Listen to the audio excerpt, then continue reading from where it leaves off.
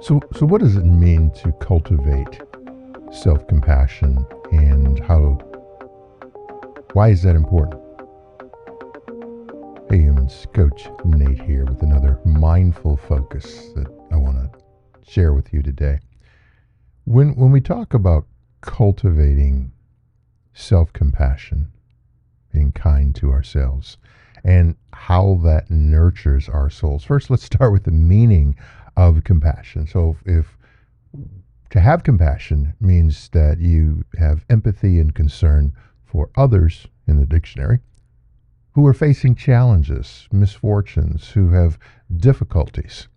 We know in this life that every single one of us will face some type of adversity, some type of challenge, some type of difficulty. Some have, some are, some will. Some, unfortunately, all of the above. Knowing this, why would we want to make it harder on ourselves by being too harsh with ourselves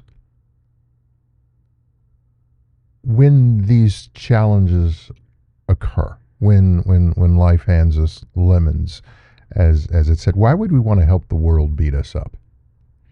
What do we have to gain from being discompassionate towards ourselves? And that is the opposite of compassion is discompassion, which is to show no emotion. That alone is a red flag. You're in the danger zone when we ignore, never a good idea, to ignore our emotions, to ignore how we feel. We should be processing them, acknowledging, experiencing, allowing ourselves to feel, reflect upon, and then releasing. When we ignore, we save them for another day. And most often, they're going to show up on the day that we can least afford for them to rear their ugly heads. First off, apart from the increasing and increasing the magnitude of the challenges and the difficulties, not having self-compassion increases our feelings of inadequacy.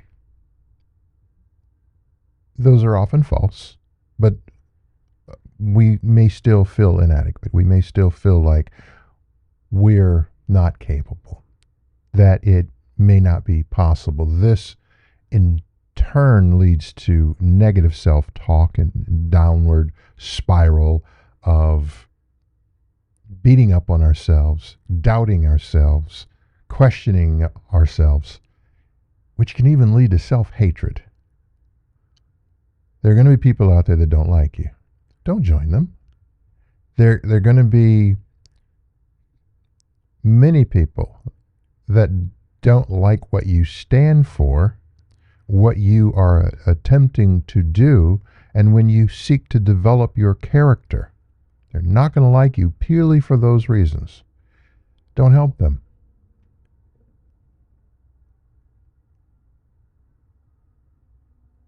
So if we were to then look at the how-to of the let go, live now, win. How do we cultivate self-compassion, and how does that nurture our soul? Know that how we feel about ourselves impacts everything in our lives. Everything. It's rooted in our soul. It permeates every fiber of our being. Having and gaining that understanding, that awareness of how you feel about yourself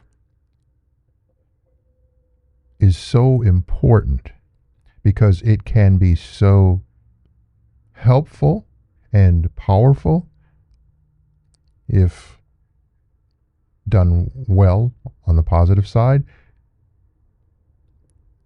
and obviously not liking ourselves, self-hate, looking down upon, questioning, self-doubt, insecurity can do demonstrable damage, can really hurt us.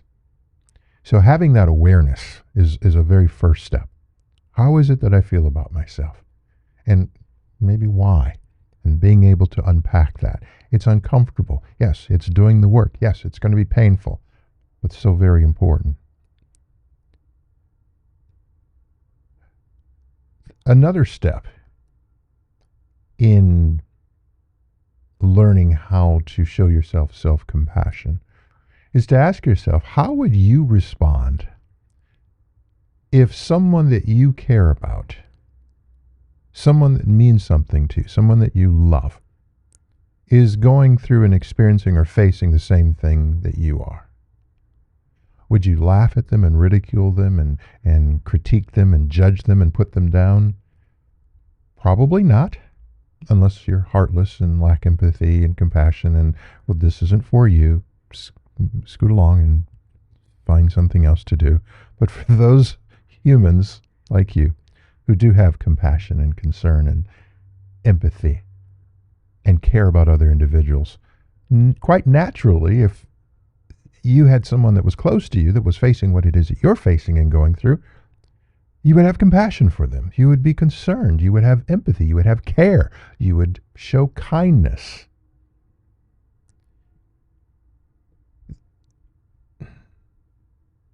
There's no one greater, of greater importance, who is more impactful,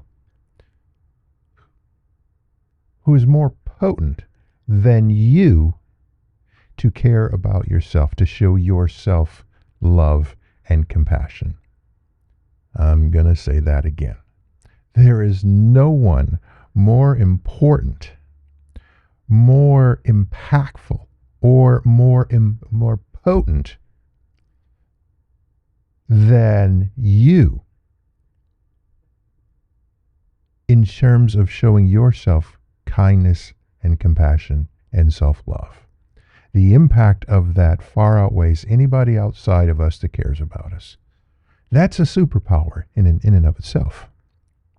Understanding that, recognizing that, and then leveraging that to help us get through the challenges that life is throwing at us is a way to navigate through, show self-compassion and build self-kindness. Also, very important, is showing yourself kindness, having compassion for yourself helps you to heal. You're the first responder, literally, figuratively, metaphorically, in applying the healing balm to the wound. You're closest to it. You live with it. It's there every day. It's inescapable. Who better than to administer? Do you know how it feels? First responders do an incredible job, and we're very thankful for them. Imagine how much more capable they would be if they felt exactly what we were feeling at the time they were trying to help us. No, they have to ask us, or they have to assess, or they have to use their training or their abilities to try to understand. But you know how you feel. You know when you're starting to fade, when things may feel a little uncomfortable, when things may begin to even turn to go into the wrong direction, not barreling in the wrong direction, just when that begins to turn, you feel it. And you can be the first on the scene, even in being proactive, even prevent some bad things from happening by paying very close attention to that. That in turn will help us grow, instill hope that it is possible. That's bolstering our confidence. It fosters our creativity for us to be able to find solutions to the problems that we face. Every problem has a solution. You may not always like the solution, but it does have one. And when we are showing ourselves kindness, we are better able to embrace even those solutions that we don't like with the energy needed to be able to work through those, versus feeling imprisoned and trapped and lacking the confidence, feeling insecure about the steps that we need to take and what we need to do and to go through this process. So cultivating self-compassion grows the fuel, the rocket fuel, if you will, creates the energy that we need for healing life's challenges, wounds, difficulties that we have to face, and helps us to navigate through them confidently. Loving self helps us. Loving yourself helps to heal wounds, increases your confidence to be able to go forward, past, and through whatever you're facing, whatever may be in front of you, whatever. You can take mountains and reduce them to speed bumps because you know that you have, and you know that you can, and you know that you will. Love yourself first. Just sharing some insights with you. Feel free to try them or toss them. Both of those can be correct answers, but only you can determine which of those is the correct answer for you. If you like this content, please do feel free to give a like and a follow. Hit the notification bell so you know when I post additional content like this, and share it with somebody else that may benefit as an act of kindness. And most importantly, remember to let go, live now, and win.